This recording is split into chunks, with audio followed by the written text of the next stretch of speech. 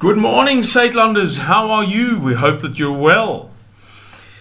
I made a video a couple of days ago which I don't believe has been uploaded yet, and it was about the reports in recent days that the law has been changed to prevent immigrants from accessing their South African pension funds within 3 years of the maturation of those funds. So if you're living overseas, if you go overseas for 3 years after the maturation of those funds, those monies have to remain in South Africa.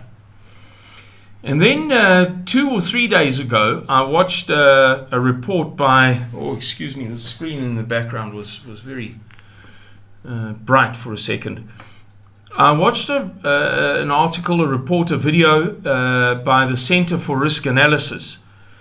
They're liberals, but they're very intelligent liberals who talk a lot of sense, in which they spoke about a stealthy or a creeping expropriation without compensation, meaning that expropriation without compensation is underway at the moment. It is underway in that form, in that very form. And they gave a couple of other examples as well, one of which is there's an article on it from about a week ago, not quite a week ago, on businesslive.co.za. And this illustrates equally well this idea of the government deciding what may or may not happen with your assets, regardless of what agreement you may have entered into, and without consultation with you and with the stewards of your money. So the government says, we want to do X, Y, and Z with your pension fund. We want to do X, Y, and Z with your medical aid scheme, money, funds. Nobody asks you and your medical aid and your pension fund and other forms of long-term insurance. Say yes, of course. We'd love to help, Mr. Government. It's beyond your imagination that this is happening under our noses. Listen to what Rob Rose, editor of Financial Mail, says about this in an article, as I said to you, on Business Live on the 10th of February 2021. The headline is, Rob Rose, Vaccines. Whose medical aid money is it anyway? Medical aid Profmed is adamant the government can't dip into its reserves without asking members, especially given the state's abysmal misspending. There's a brewing tension in the medical aid sector which touches on South Africans' rawest emotions today. A growing resentment at escalating taxes, which are being squandered.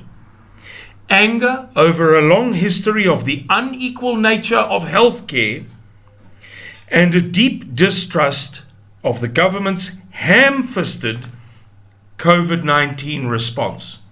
The tinder that has ignited this fire. What's tinder in Afrikaans, Cornelia? The stuff you make a fire with. The small blitz. Listen to this woman. The tinder that has ignited this fire, as luck would have it, is the most critical issue facing South Africa. How to get and finance a vaccine for COVID-19. I don't agree that that's the most critical issue facing South Africa. I would say that it's not even among the top 5. And I would say that even if it was the second most critical issue, I'm going to digress very briefly. I read a scientific report by a professor at, I think it was Harvard Medical School, about 8 years ago, 2013-14. A person of Korean ethnicity, a female, doing research on breast cancer. I had the whole report. I didn't understand much of it, on a study, based upon studies that she'd done. And there was a window pane at the end of this, 200 pages. And then there was a synopsis of the report in layman's English. And the long and the short of it was, she said, don't ask me, one of the world's leading researchers in breast cancer, to support breast cancer initiatives, because it is clear now that breast cancer is caused by growth hormones used in commercial meat production, commercial farming, steroids, and so on.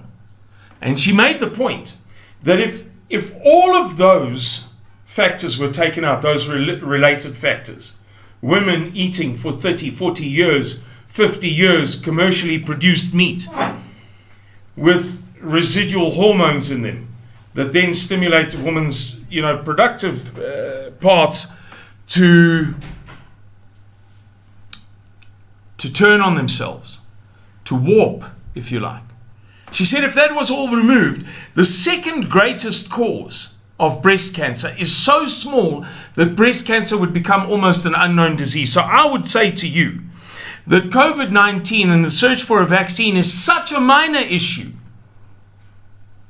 that even if it's number 3, 4, 5, or 6, wherever you want to put it on the list, it's 100 country miles behind the main issues facing this country.